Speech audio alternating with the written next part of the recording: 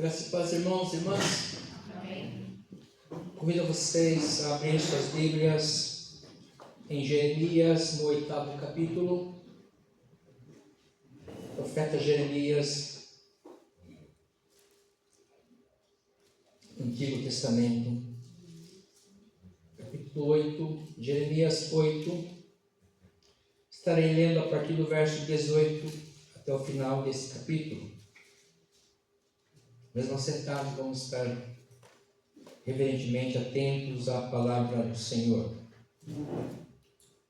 Jeremias 8, a partir do verso 18, nos fala assim: Ó, se eu pudesse consolar-me na minha tristeza, o meu coração desfalece dentro de mim.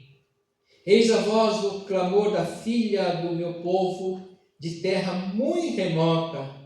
Não está o Senhor em Sião? Não está nela o seu rei? Por que me provocaram a ira com as suas imagens de escultura, com os ídolos dos estrangeiros?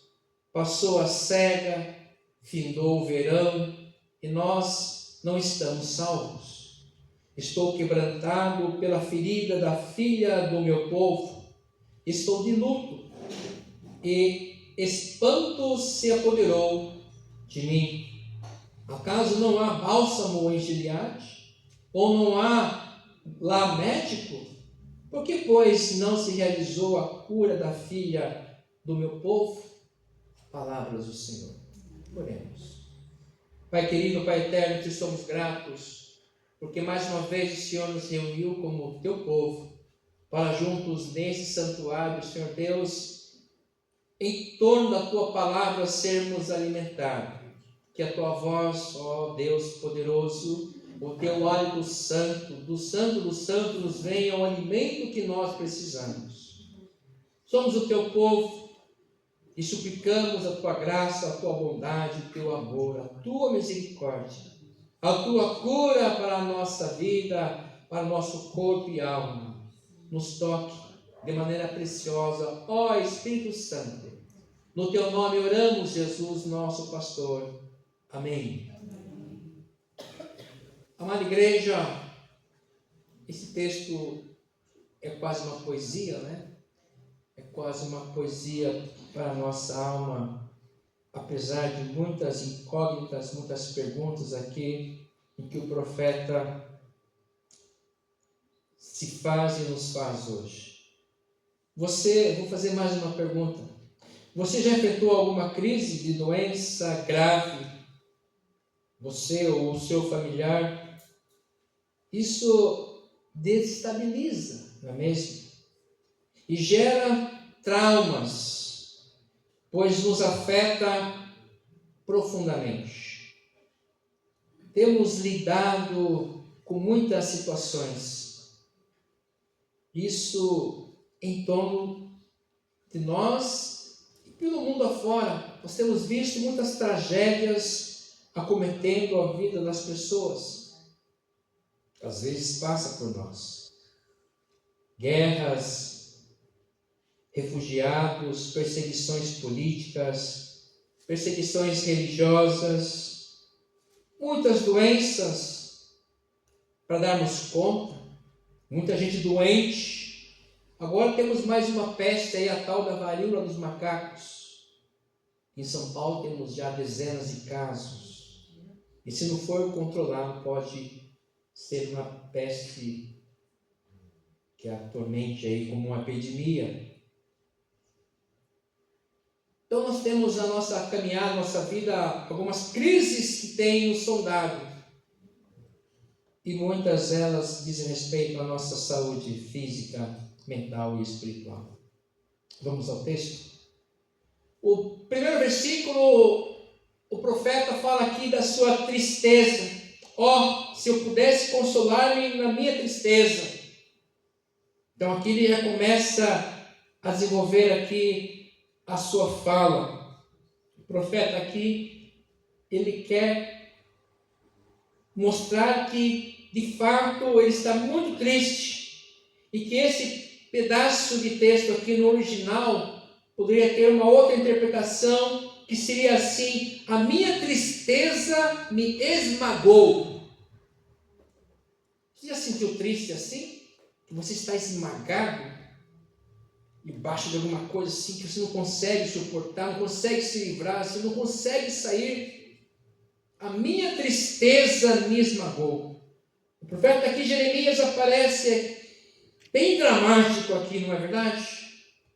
Mas ele tinha motivos para isso.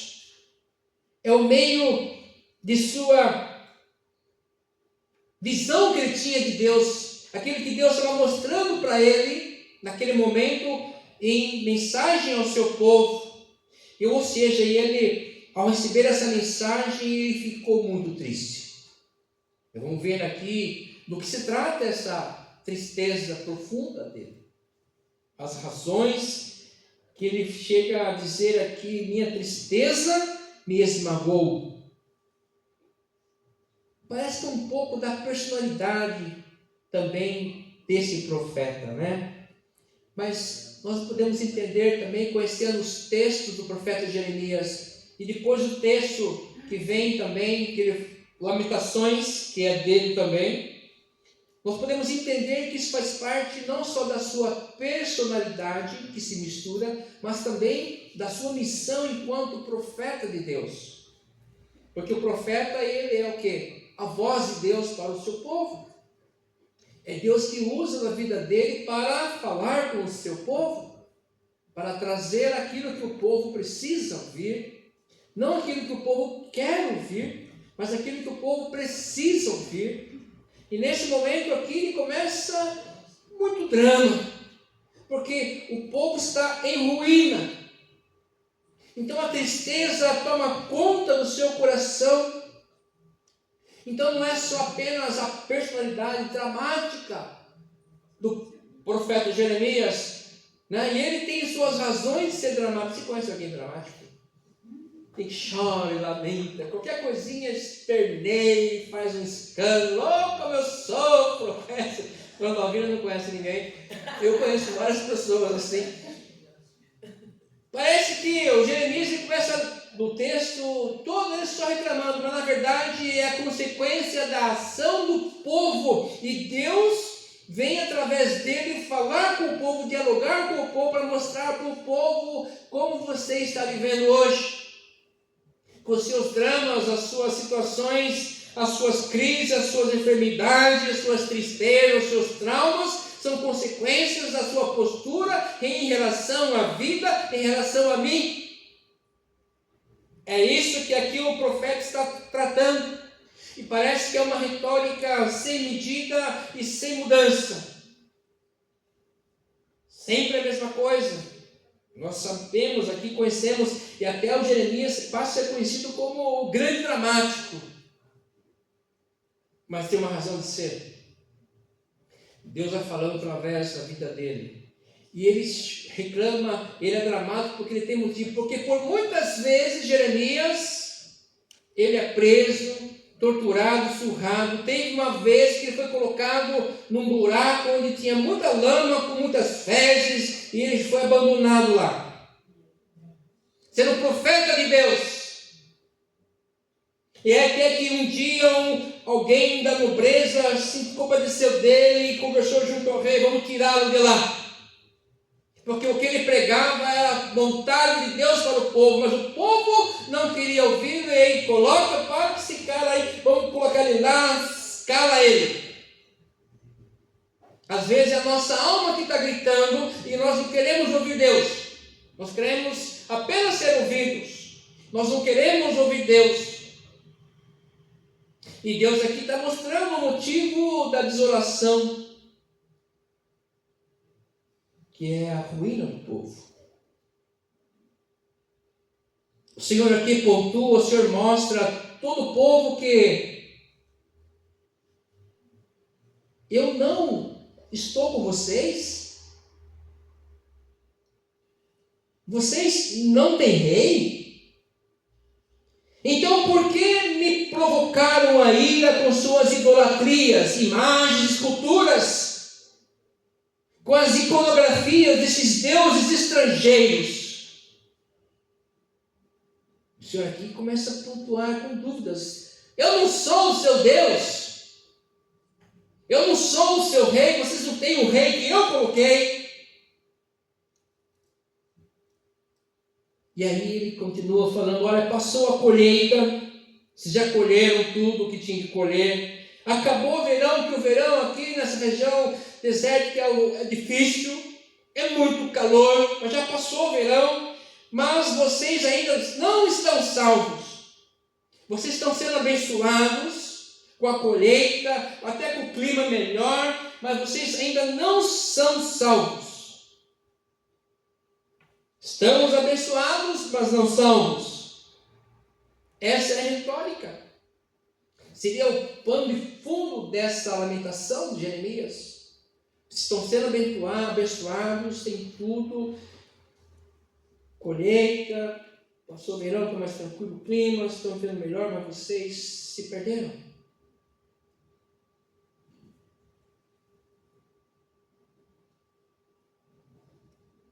Estou quebrantado pela ferida da minha alma, estou de luto. Mas não por acaso, não há médico, não há bálsamo.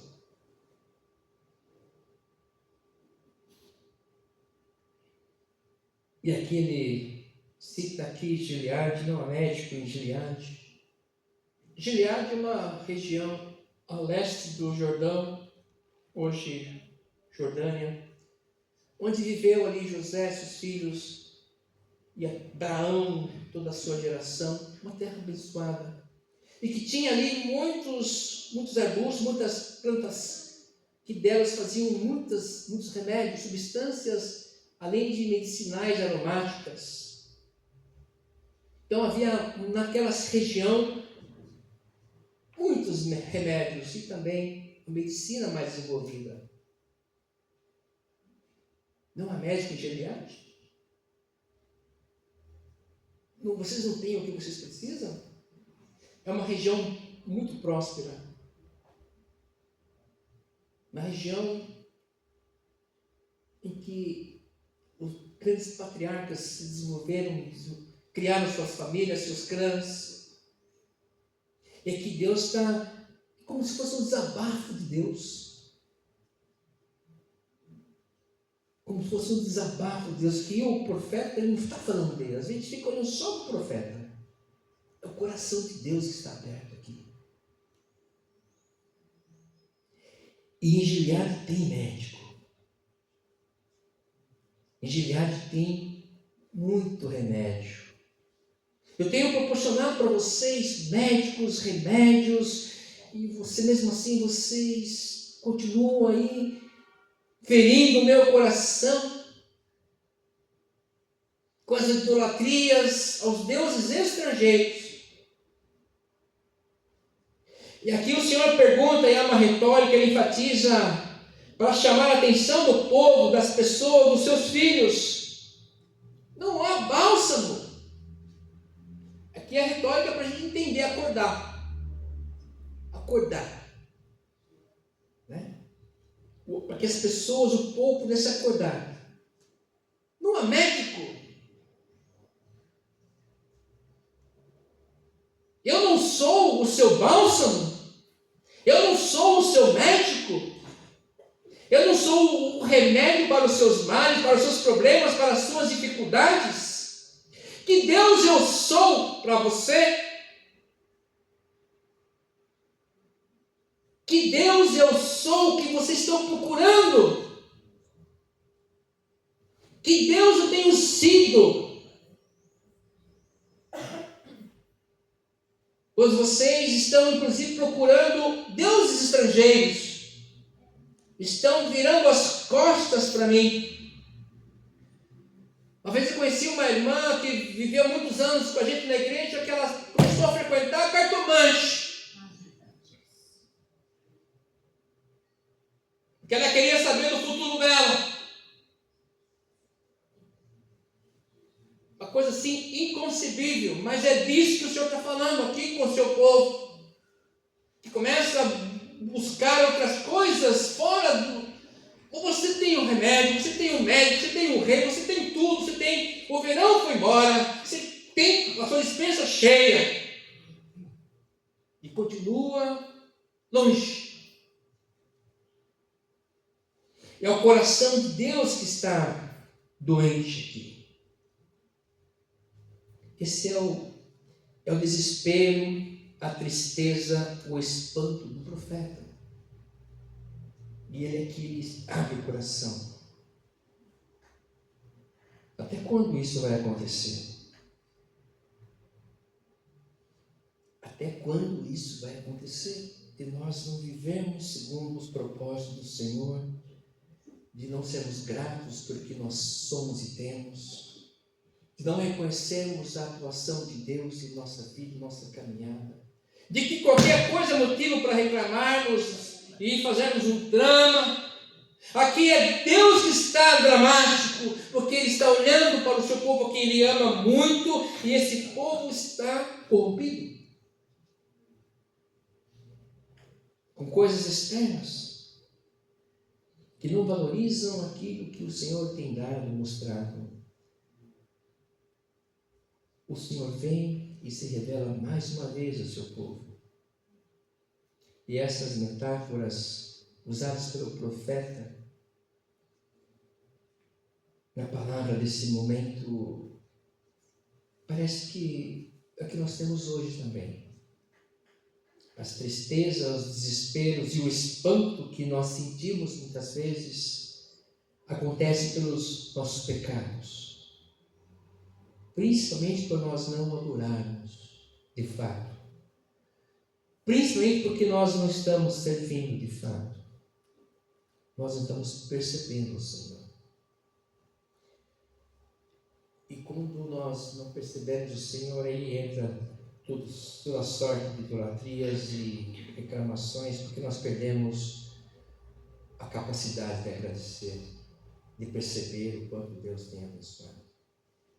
E que de fato vivemos em Gileade, e que há médicos, há remédios, uma terra abençoada, e um Deus que se importa conosco, que fala que está triste.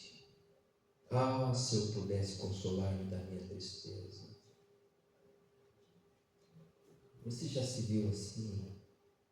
Uma pessoa que em gratidão bateu a sua porta, as pessoas, você fez de tudo, e a gratidão, e as pessoas não entendem o mal que está te fazendo? Eu acho que uma das piores coisas para nós é a ingratidão.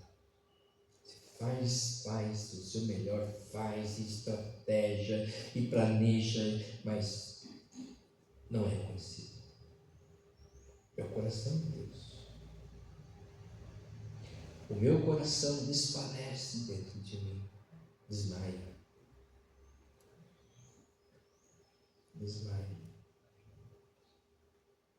E o Senhor está demonstrando, olha, vocês têm médico, vocês têm remédio, vocês têm rei.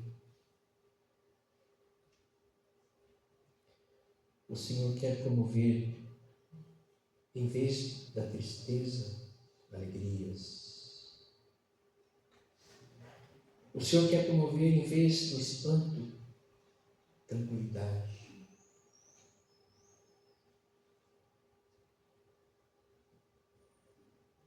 Em vez do desespero, a paz.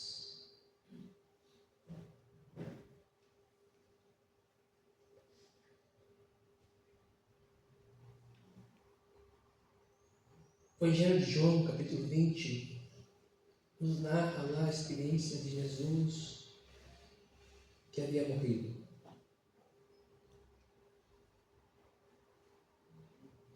E os discípulos estavam tristes, desesperados.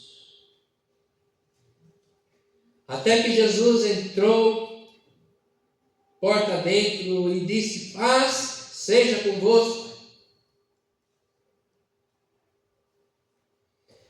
Paz seja convosco. Até quando nós vamos ficar tateando, sabendo que nós temos médico, nós temos um rei, nós temos remédios? Até quando ficaremos desesperados?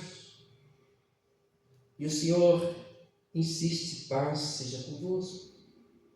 Porque esse Deus, ele continua tentando, se esforçando, se angustiando, digamos assim, e transformar as nossas alegrias, aliás, nossa tristeza em alegrias, nosso espanto em tranquilidade. Isso só vai acontecer quando nós, de fato, deixarmos o nosso coração ser permeado pela graça de Jesus, pela sua paz que excede a concepção da mente humana.